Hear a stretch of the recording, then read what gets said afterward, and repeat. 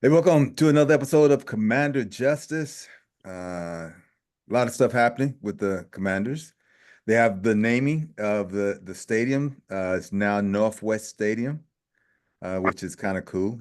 I was surprised. I thought it would be a lot more expensive to get the naming rights to a stadium. I think it's like 8 million per year hmm for probably what is it, 8 years or something like that. I mean, it's a lot, but We're going to have to take something to replace what they lost with the commit with the FedEx, right? So that's pretty good just for new ownership to come in.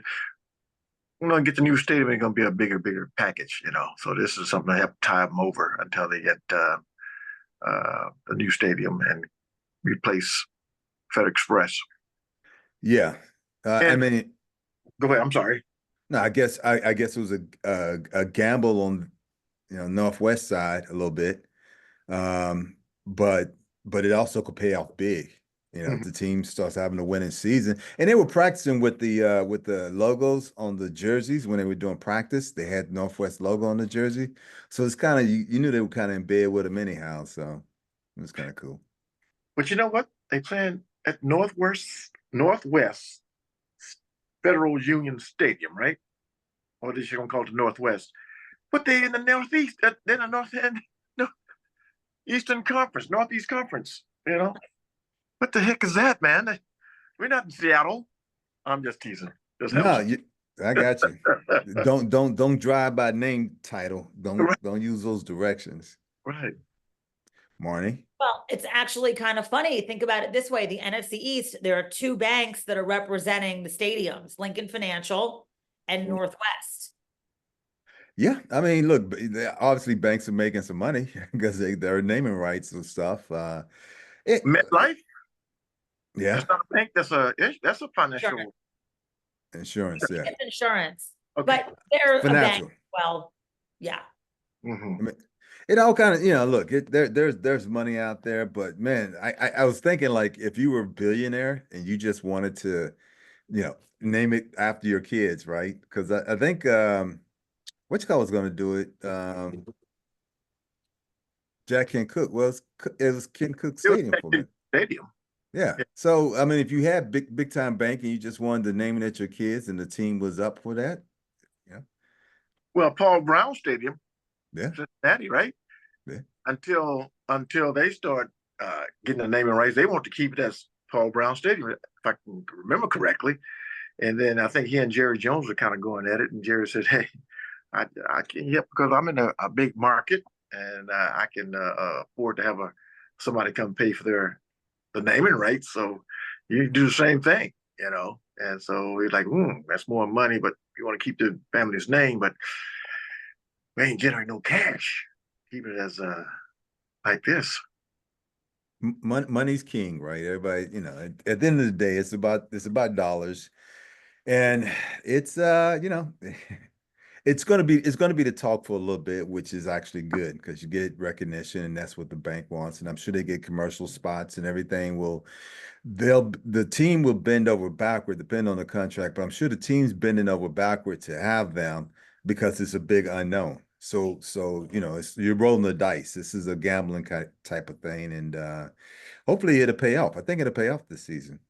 Like a win-win for both organizations, right? That's the word, win-win. And the Commanders, was draft. Well, it's not draft. It was a cut. A lot of players, got axed. And it's it kind of hit me. I was in bed and I was thinking about it because I mean, fortunately, and not sounding egotistical, I never really had to go through that. But could you imagine Right. your dream? Boom, it stops, and it's public. It's embarrassing to a point. I mean, it's perspective the way you look at it, but it's embarrassing because everyone knows, and theoretically, it's saying you're not good enough to be on that team. That would hurt. I mean, it would be. Right. I would just be angry, and there's nothing you could do about it. I mean, you could try out for other teams because some people still have the passion and they want to try out and they want to go for other teams, but sometimes it's not even in your hands anymore. Well, if you're a rookie, they can bring you back on the practice squad. If you're a Yeah, vet, gotta go in. And they can bring veterans back too now in practice squads, I believe. But you can go audition. You have auditioned for 31 other teams, so that's an opportunity. But I'm like you, Ken. It took me 9 training camps before I got the axe. You know, my Yeah. knife. I knew I was on my way out because I was injured.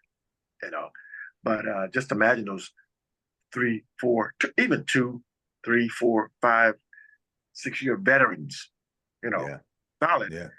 And they're making a business move because they got 2 or 3 young guys making less comparable to what he's making in one year. So the numbers, man. So I'm like you. I feel for the kids. You know, they are our kid. They are our sons. You know, Ken. We are that old, so they are our sons. Yeah, yeah. I mean, really, and it's you know, it's sad, but it's one of those life lessons too. Because then you know, some people have gone from being cut to being super successful in something else, and there are a lot of skills that you can transfer over it if you understand the skill sets that you have. But it's you know, got to be hard. And I was talking to Keith Jackson yesterday. You know, the great tight end for the Philadelphia Eagles, first round pick. The same year we came in the league. I think he went 11. You went 12. Did you not? I went 11. I went 11 years. No, Oh, no, no, no. the pick. Pick, Yeah. Yep. Yep. You were 12 or 11. I was the 12th pick. Yep. He was number 11. Yep. I brought your name up to him. I said, "Yeah, I'm Ken Harvey." Yeah. So anyway, you guys, if you're a first round pick, and we're gonna talk about this shortly, you're a first round pick. They're gonna give you all opportunity in the world to make the team, or they can trade you and get something for you. You know, instead of just cutting you. But if you're a first round pick, man, you got that. You got not a golden apple, but you got that access, that you have that potential. They're hoping that you're going to pan out, because they said we're paying you all this money. That's a potential. That's why we pick in the first round. So we're going to give you much room to succeed than a quote unquote 10th round pick from back in the day. Now 7th round pick. Yeah, no doubt. I've seen it where first rounder you get 5 tries to be successful. Yeah. Way down the draft, you got 1 try. And if you mess up, it's over. And even that could be perfect, and it just could be numbers. I mean, it's a tough field, and especially seeing some guys. Have you ever seen? I mean, guys are crying because it's a dream being squashed. You know, I would hate to have to pass by Marnie and like Marnie looking at me like, "Sorry, John, we have to cut you. Get out of here." Did you ever get emotional, Marnie, when you knew guys like in training camp, or did you try to disassociate yourself with people because you knew that day was going to come? I think my mom, you know, was the one that certainly was involved in that. Yeah, it's hard, you know, you don't want to, you like these people, you like them, you like everything about what they're doing. And sometimes I think that there's, you know, there's always little nuances, some people that, but at the end of the day, like it's about performance on the field. It's, you know, there's some personality things that go along with it, but it is about performance on the field and how the team's going to be better. But those are definitely not easy decisions for GMs and coaches to make. Yeah, I was telling somebody the other day, you know, one guy is way back in the day, but he got cut because he sung a song that had a bunch of cursing in it, and the coach didn't like it. And so the next day he was gone. So how crazy is that?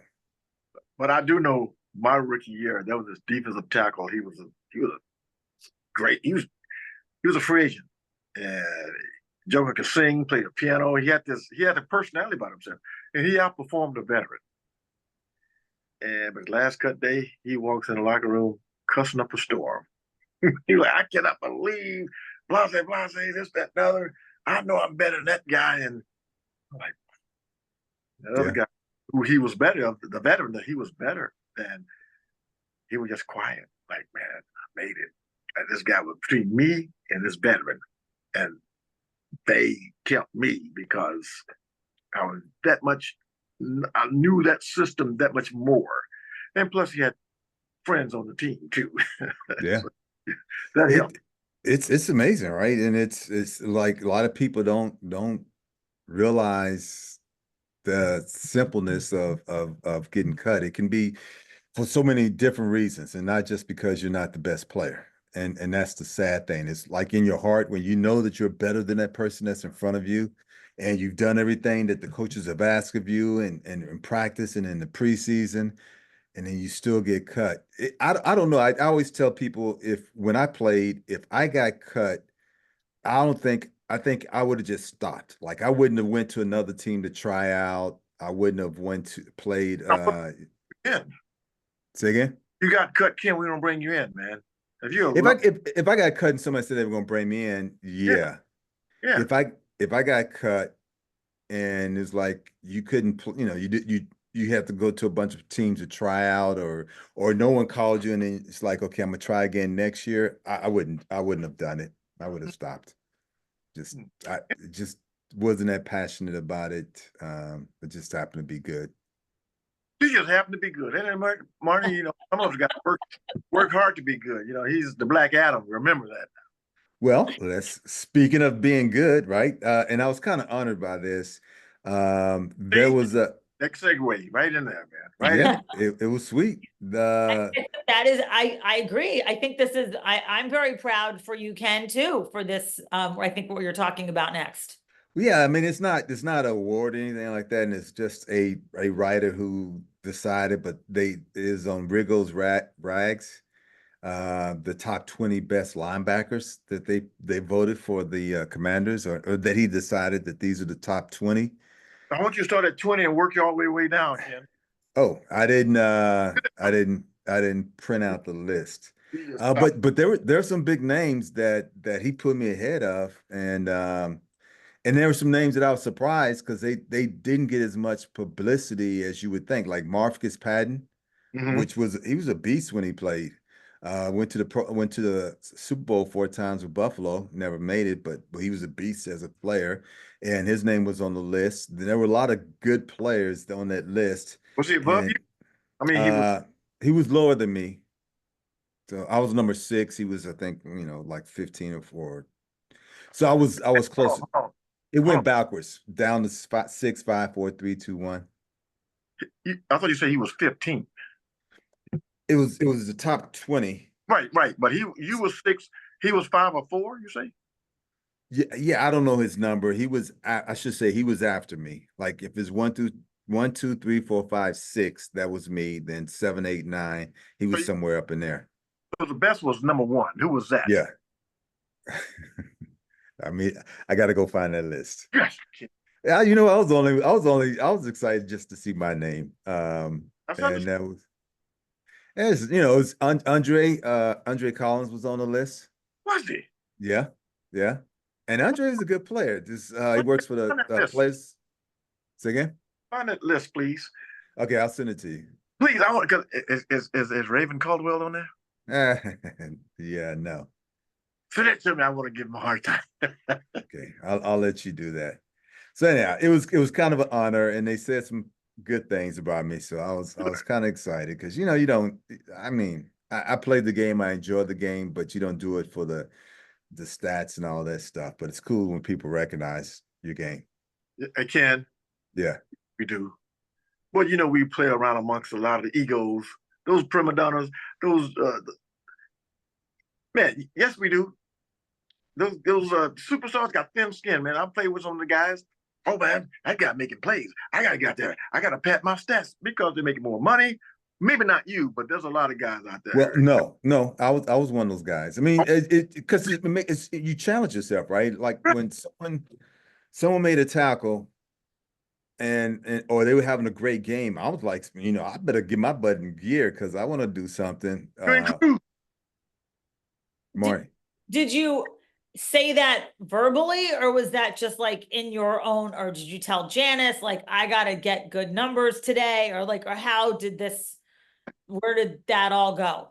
So it wasn't like, at the beginning of the year, we'd be like, we got to get some numbers because I got to get a new contract. You knew it in your mind, I got to get a new contract. But it was kind of, for me, I wanted to play hard, and you compete against the team you're playing against, but you also, in a friendly rivalry, you want to hear your name called.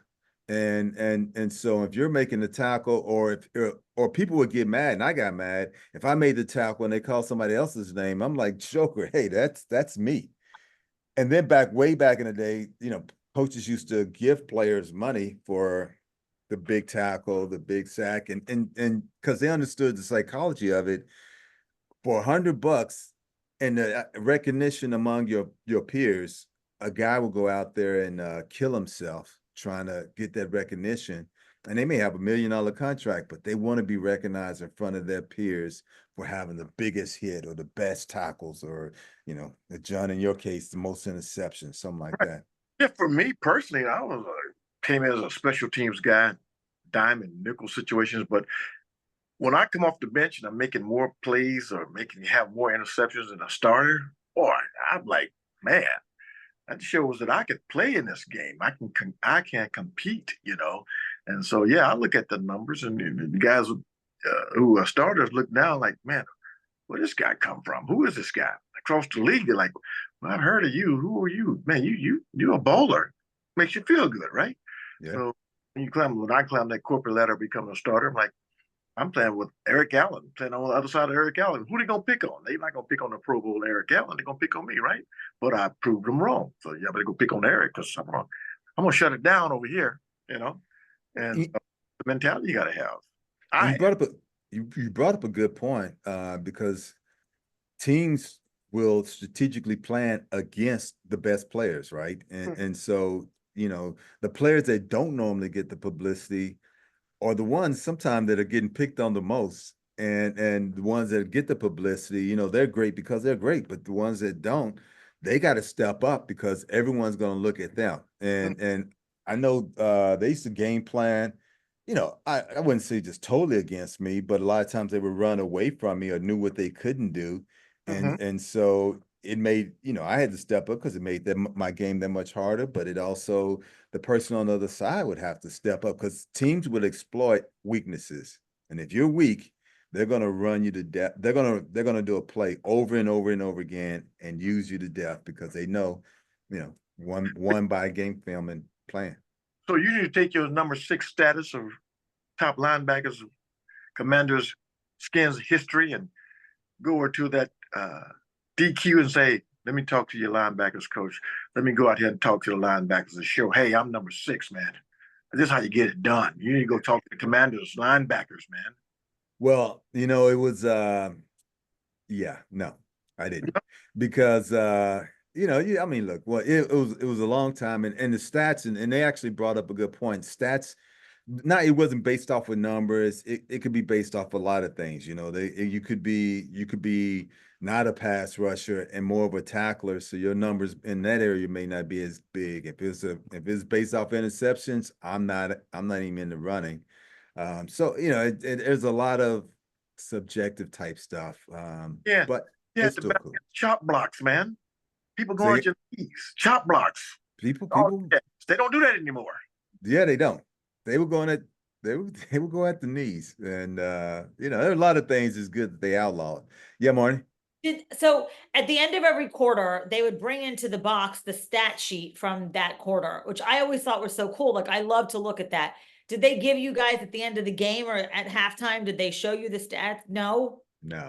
I mean, if it gets down to that, then it becomes more of an eye game as opposed to a team game, right? If you're constantly looking at your stats, I mean, most players know in their mind if they're having a good game, but you don't think about it because the moment you start thinking about it, you probably get off of it. But it's more just you're focusing on trying to be the very best and doing whatever you can to help the team win. The added bonus is that it's kind of like confidence. You know you're good, so you kind of walk with that strut because you're good. You don't it helps to know it afterwards, but you're just being good, and then all of a sudden you go back and you hear the stats. That's a plus. And Marty, knows this better than Ken and I. Those incentives that's in that contract. Players, we do know that. Oh man, I have this today. I can get this bonus. This triggers this bonus. So guys, we do play for the team, but we also play to know that we can reach a certain marker. That's a bonus there. Well, what's so interesting, sometimes the stats, like the Eagles would, or the whatever, they would have better stats on the other team. But as you know, in football, that doesn't necessarily mean that they're going to win the game. Right. More rushing, more possession, more this. And it's so crazy how football with the turnovers then can just change things, Mhm. and then Yeah. you're not winning. I mean, it's one of those things, lessons in life, right? It's not always what you have or how much you have. It's what you do with what you have, you know. And so you don't have to. You can have a game where you get 1,000 yards running, but you don't score. The Right. defense is strong enough to stop you always at the goal line, and so it doesn't matter. You look good on paper, but it doesn't matter. There was an article. I don't know if this was old or not, but it's Montez Sweat, and he's with Chicago, and he said that his fourth season with Washington. He said it takes a toll on losing the whole time takes a toll on you, and he said it was toxic, and it took a toll on because people were just okay with losing. And I think that's something we talk about all the time on the show, is that it's a mentality. You can almost get hypnotized, not, but you can get culturized, I guess, in that losing mentality and not even realize it. You just accept things as opposed to not. And the same thing about winning. True. I know when I left the Jets, my rookie year there, Joe Walton, he was the head coach, and he was under a lot of pressure. It took me taking the Jets to the playoffs and lost some close games, but the New York media was on him. But I don't remember them speaking or setting goals of Super Bowl. But when I got to Philadelphia, man, that's all they talked about, man. We got a golden shot here. We got Super Bowl. We made the playoffs, but we want to get to the big dance. We want to play in the Super Bowl. I'm hearing this from Reggie White, Clyde Simmons, Jerome Brown, and Andre Waters, and guys on offense. Eric Allen.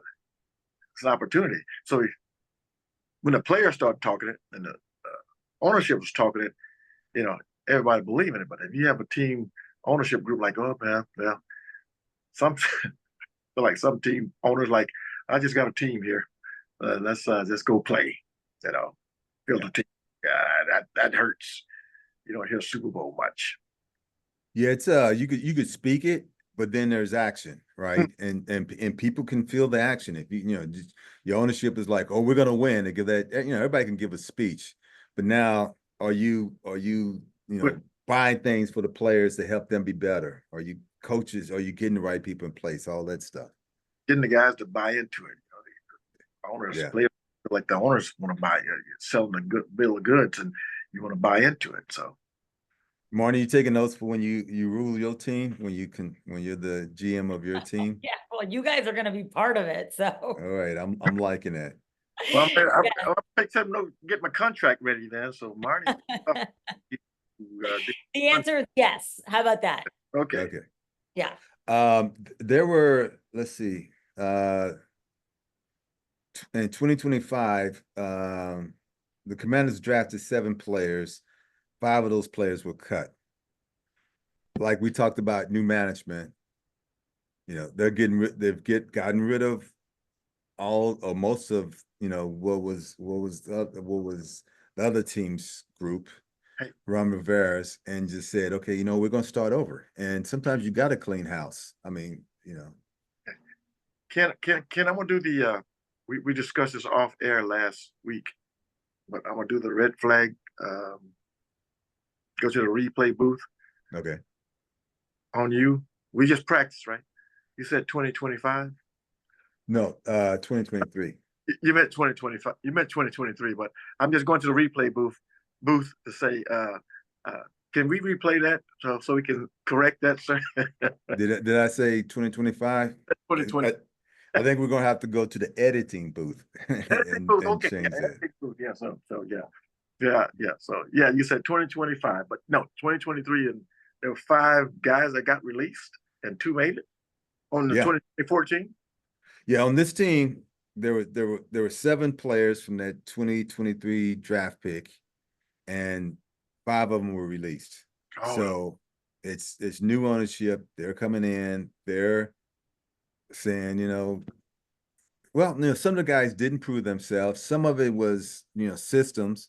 Jamin Davis, the linebacker, he's becoming a pass rusher, and he's starting to fit and do well because he's in a position that's good for him.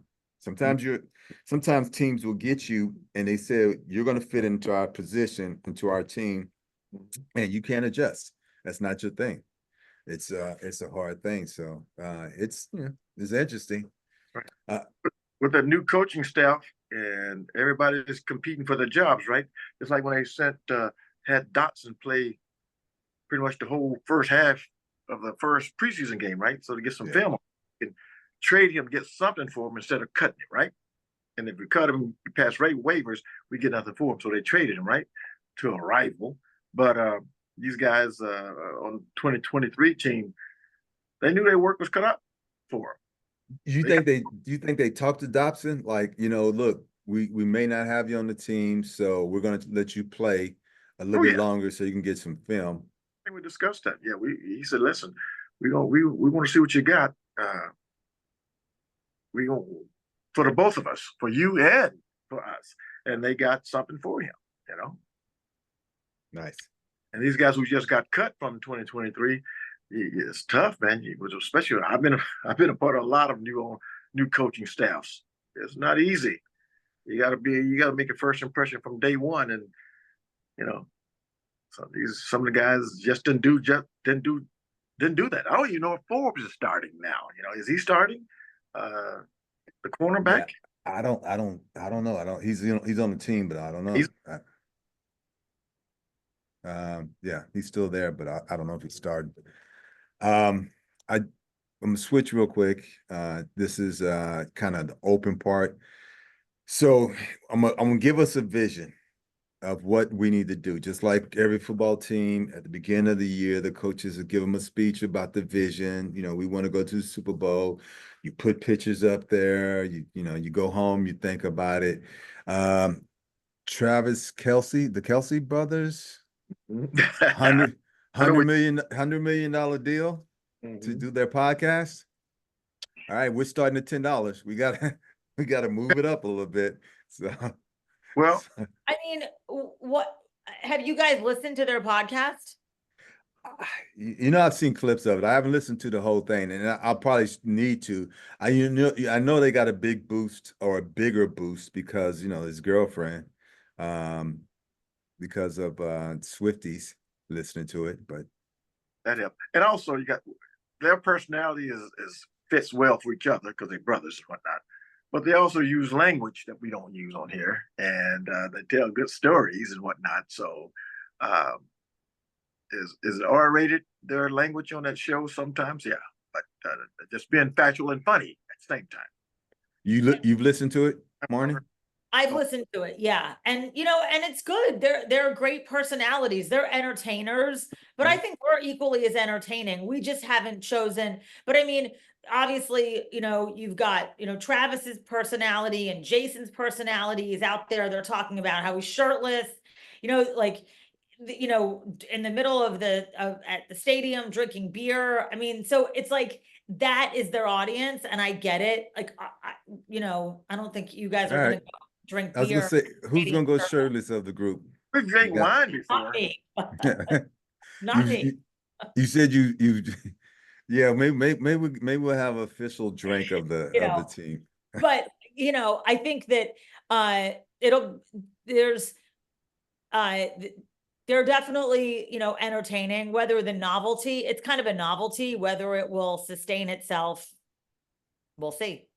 I mean, and you're right, they are entertaining. And that's probably actually one of and you're right in this, is that if you're trying to be something, find somebody who's already doing it and find out what they're doing. And so imitation is, best form of flattery, right? Or set your own path. Well, you look at Shannon Sharp and Ocho Cinco. Or Shannon Sharp just himself.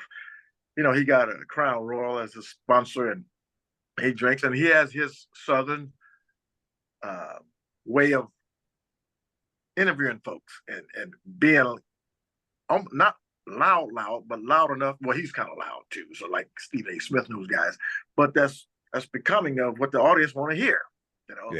Guys back in our day and younger and older, we weren't as loud. We were told to, be calm, cool, and collected. But now it's like okay, let your personality come out. And so we had our personality come out, we'd probably, you know, censor our mouth sometimes. Yeah. Well, I Marty, think that, well, because I think that everything is for the clip. It's all for Right.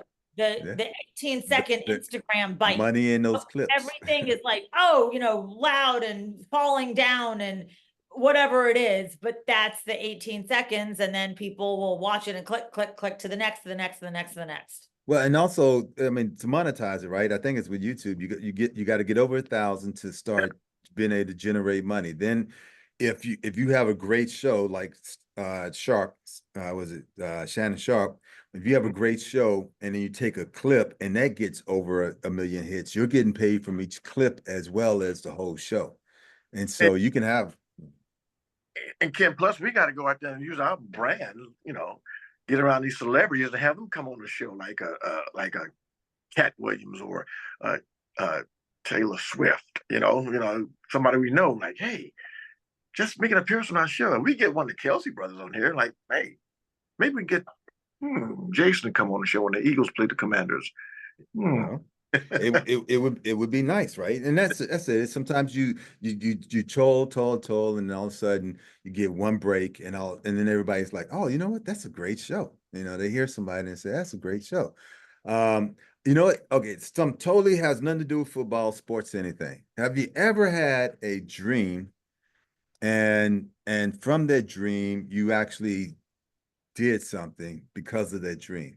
Like I had a dream. I think it's kind of a partial dream. I went to bed listening to was it some politics, and I woke up and I wrote a song for Kamala Harris. I just gotta get some people to sing it and the music. So if I finish it and get it done, you guys will hear it first on here. So you're like in a living color, like here it goes. But basically, because you don't know if it's going to be any good or not. Like the only thing I do know is that the good thing is I had a pencil nearby, so I wrote it down, and that, because usually you'll forget it or I forget it, but I did write it down, and so we'll see. That was it. But that Okay. was not football. That was creative. Yeah, it's totally outside of Michael football. Jackson did it all the time. They built a studio right by their room, so when in the nighttime they wake up, oh, let me go to the studio and put this down. So you doing just again? But they got talent. I could barely clap on beat, man. So it'll be interesting to see what happens. Yeah, I've seen that. Don't do that ever again. Yeah. Out loud? I'm sorry. No, it's true. Although we will have a co-singer singing the national anthem, Sherelle. Yeah. Rowe. Yeah, her and I collaborated and we did a song, and so there's talent in the world. Marty, can you sing? No. Morning. No, I mean, I've never really, it's never been something that I've been like, oh, I want to go be a recording artist. But well, like when your kids were little, did you sing songs to them? Of course. Rock them to I would sleep? sing to them, and even when it's, happy birthday or whatever. Yeah. I mean, I think it's fun. I think being creative and is a fun thing. You're an author, I'm an author, using anything, any creative intention is a good thing for the brain. Right. And John's working on a book about his life. I got one coming. We're gonna play y'all in my movie. Okay, thank you. We're ready for the close-up. Yeah, I prefer my left side to my right side, but that's okay. You can find somebody off the street and look homeless, and that would be me. It just got to be muscular. Right. Muy muscular. Have helmet on while we on the field. Oh yeah, that's true. That's true. That was my joke I used to tell Daryl Green, was that when he would go to school, they make sure he had his helmet on, and then they would say, you know what, you got to get your education because football will end, and if you don't, you look like this. And he takes it off. The kids start screaming and crying, and they're like, it was like, you ever see that? It was a cartoon where the dog had a doghouse on his head. Yeah. Mighty Yuck. Mighty Yuck? I think it was Yuck. I don't know. Anyhow, okay. I'm through with everything I gotta say. Anybody got anything they want to say? It's a short show today, but don't push it if you don't have anything else. I have something to say, man. I gotta do it. Okay. I'm honored and happy for this young man. He played high school here in the DMV, went to DeMatha, then he went to UMass and had a 1 year left of eligibility to play football. So he went to Oklahoma, turned down a big payday, and ended up going to Michigan. And now he's a national champion for playing for the Wolverines. He got drafted by the. No, he didn't get drafted. He was a high priority free agent by the Los Angeles Rams, and he made the team. A defensive. That's awesome. I trained him one summer. He like, and I went watched him play last year at Michigan and here in Maryland. And he's a humble kid, work hard, and made it. I'm like, That's man. so cool. And I talked to his dad. I said, you know what? You're an NFL dad, man. You're like, man. He's just like, so I'm happy for him. He took the long road and didn't give up. And he worked. And now he's on a 53-man roster and have the potential to get a lot of playing time. Like going to Disneyland, dreams come true, right? Definitely get Yeah. involved. You Yeah. know, I have get involved in high school sports because it's the greatest thing. In 2015, we were living in Calabasas and I got asked to join the board of the Calabasas high school football team. And I said, okay. And then we brought in new coaches and then that kind of turned the whole team around. And then that was great fun. Did that for a couple of years before we moved to the East Coast. But a bunch of kids that graduated from Calabasas are playing in the NFL, and actually, like, it's very exciting because Johnny Wilson just got signed. He was drafted in the 3rd round. He's going to be playing for the Philadelphia Eagles this year, so he made it. Nice. And just get involved because you can change lives. Like when you get involved in high school sports, it's the best thing ever. Even if you don't, you'll change lives in the small scope, but Right. then in the huge scope, there's, I mean, a lot, but just in the small scope, get involved. The So one thing, I think John. I believe I failed to mention his name. His name is Josh Wallace, the kid. And you met him, kid, at the game a couple of years ago. Okay, yep. And this kid Wilson, you mentioned, Marnie. Did he go? Johnny, very tall. Did he go to Florida State? He did. They love him. I was at camp. They love him. I said, man, he is really good in the red Yep. zone. Yeah, He's good. Oh, He's man. really good. I know. Yeah. I told Howie about him. I was like, Johnny Wilson, you know, and now he's going to be playing. So it's very exciting. So exciting for them. It's exciting to be involved, like helping kids and getting them playing sports is the best thing for everybody, for the community, for everyone. It's kind of cool. I went to lunch yesterday with a kid and his father, well, the father and the kid. And the kid's playing high school football, and the dad just wanted me to talk to him about football. And you know, sometimes you take what you have or what you've done for granted, and you don't realize for somebody else it may be a thrill of a lifetime. You know, I don't know what he thought afterwards, but you know, he was so cool. It was so funny, kind of cool. But like when we first went to shake hands, he kind of gave me that wide handshake, and we knocked over a glass. You know, drinking glass, and it broke all over the floor. So I'm like, you got a story for life now. You tell everybody you slapped me upside the head and broke glass or something. You know what? But it was kind of cool, and you just don't realize what difference you can make. You know, it's funny you said it, Ken, because I was at the game on Sunday, and this guy coach, he's a big fan and of the Commanders, and he said, "Man, I remember last year I had throwing a football with these kids," and he said to me, he's like, "Do these kids? They don't know they playing throwing the football with a pro football player, man. They don't understand that." And I have seen parents like, "Man, John, thank you so much for throwing the football with my son, man. You just don't know. Can I get a picture with you and him and autograph? Like, wow, this is great. That's the impact we have." Yeah, you don't know. I mean, and sometimes the parents enjoy it more than the kids, but the parents become little kids. Anyhow, that's when we said we might get Dr. J on the show. You know, we became kids. Once again, Marnie, we're working on it. I sent it to Jasmine, so we got to. I'll reach out again and let's get let's make it happen for the You know, season. It's better Yeah. for the season anyway. my son actually ran into Dr. J as he was getting on the plane Did he say coming back from the Olympics, but he said he didn't. There was so many people around him. He didn't want to say anything. But No, I was like, that was so cool, right? Anyhow, that's all right. That's the show for today. Right. Good stuff.